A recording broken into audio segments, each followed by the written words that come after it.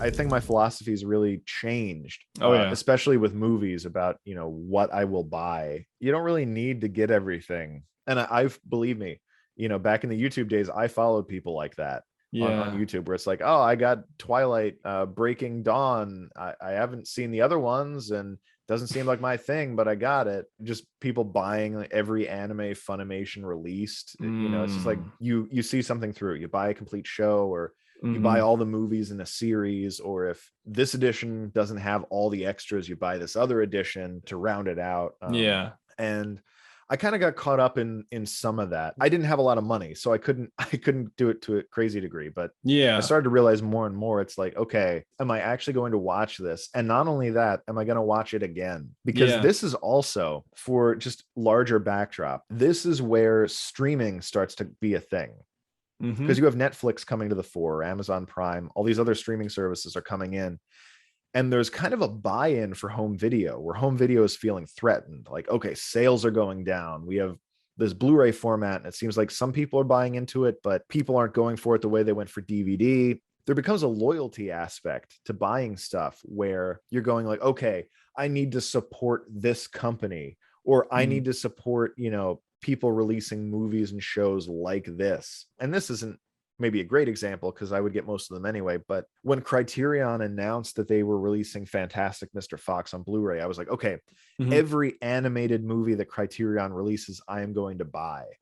And really, I mean, they've barely released any, so it's not that big of a deal. Yeah. But let's say if It's they too had, bad. if they had kept going, and I got like Fantastic Planet, which I've seen once, I'm not really going to watch it again. Me That's neither. one that, I've seen it once. that I sold off. But that's kind of like a random example of like brand loyalty being part of the reason why you collect certain stuff. Yeah. And it's just not something that I'm into. It's like me buying a movie is not going to change the landscape of home video. Hmm. And it's like, all right, if home video lives or dies because I didn't buy some random slasher that Shout Factory released just because I want to buy, other Shout Factory thing. Like, it doesn't, me buying it, if that's the slender thread on which this whole thing hangs, then it's got to fall. It's like, it's not Yeah. my responsibility to do that. To support this company or this label. It's like, my friend didn't start it. That's not a reason to fill your house up with stuff. Yeah. So that was something that I kind of got away from, the sense of being a completist. Like, you don't need to buy every movie in a series if you don't like, those movies. Are you really going to watch all the extras if you, get every edition, even of a movie that you love?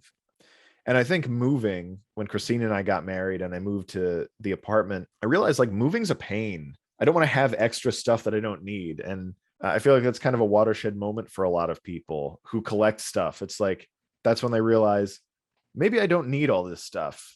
Oh man. Let me Yeah. tell you, moving out in and out of a dorm room really like helps you learn how to do that. The Yeah. first time, yeah, moving out of my dorm was like so difficult, painful, just too much stuff. Then the second year was a little better. The year after that was better. By the time my last year that I graduated, I think it took maybe less than an hour to move out. So yeah, like a lot of that stuff has just helped me be like, I want less stuff. At the same time, I also really, there's stuff I want to have and own. I guess that brings me to maybe a good wrap up question for this segment, which is, what does collecting movies look like for you now? So I'm actually like, one of the biggest shocks after I moved back down here was that FYE is still at the Concord Mall. Wow. I thought for sure that would have been gone, but no, it's still there. It's still going strong, apparently. And I'm still finding stuff there, but like my tastes have also shifted. Like, I buy a little more golden age Hollywood. Mm-hmm. And like, I also think of like stuff that I could get rid of, but I am buying less movies. But at the same time, it's also like, what's going to be an edifying experience? Yeah, Um, seriously.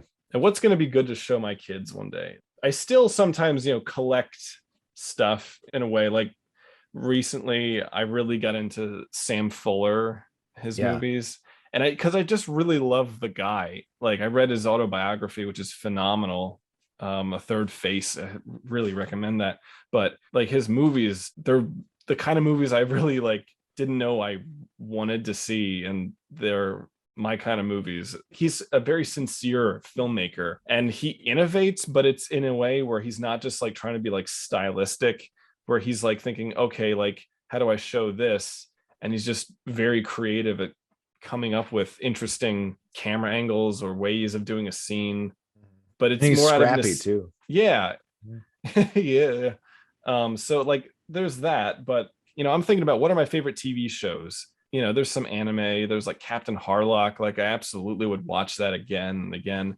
Yeah, my movie buying has been much more judicious, really saying no more often, like really not Yeah. getting as much lately. But yeah, it comes down to that rewatchability. Also, is it going to like enrich, be an edifying experience? Yeah. For me, it's really changed as well. I've gotten to the point where I'm honestly kind of trying to keep my collection close to the same size.